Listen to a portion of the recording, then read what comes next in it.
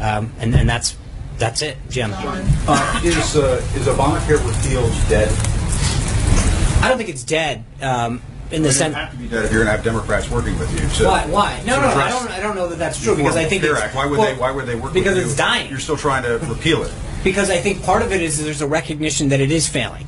It's dying on its own. It will be dead soon. Democrats say it's not dying. Okay, well then a lot of Democrats need to get there more are money. repairs that need to be made, they say, but to kill the whole thing might not be what they want, the route they want to go. I think there's a difference. I think that we recognize that premiums continue to go sky high, deductibles are going sky high, choices are going down. By Leader Pelosi's own metric, this is dying. She's the one who crafted the metric. She said that there was a three-pronged system determining its success. It is an abysmal failure. If they want to come back to the table and recognize how we can do it in a more responsible way to achieve the goals that Obamacare set out to do, but do so in a way that's going to do the opposite of what Obamacare actually did, which is to increase choice, drive down cost, we're willing to have that discussion. But right now, and again, they remember, say repeal has to be put to the side. But Jim, one of the things that I mentioned, I just want to be clear on this, is we have to figure out how we get to 216, 218, depending on where the number is that given day. That doesn't mean we need the entire Democratic caucus. That means we need some responsible Democrats who want to sit down and have a discussion about how to do that. And I think that there may be enough of them that are willing to do that. But I understand where the Democratic leadership is, and that's one thing. I mean, they continue to stake out a very, very far left position.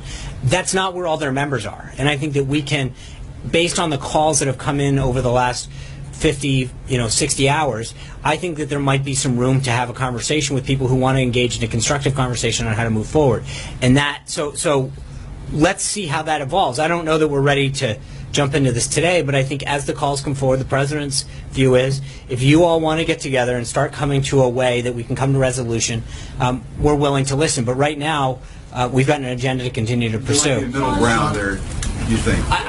I'm not going to jump ahead, but I will say that we believe that there is something that could still be done at some point. And I think the further along we go, where premiums continue to go up, more and more people will be drawn into this discussion because there's going to be a continued cry from people in terms of the impact that it's having on their pocketbook and on their ability to see people that a doctor of their choice or a plan that's just not seating them anymore in April. Real quick follow-up on Chairman Nunes.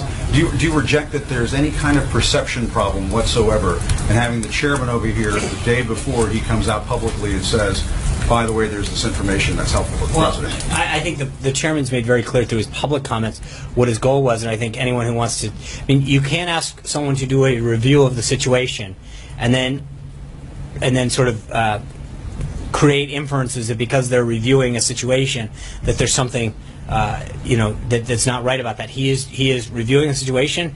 He did exactly what, and I think he's been fairly open with the press as far as what he was doing, who he spoke to, and why. And I think from our standpoint, that's what we had asked to do as a review. April.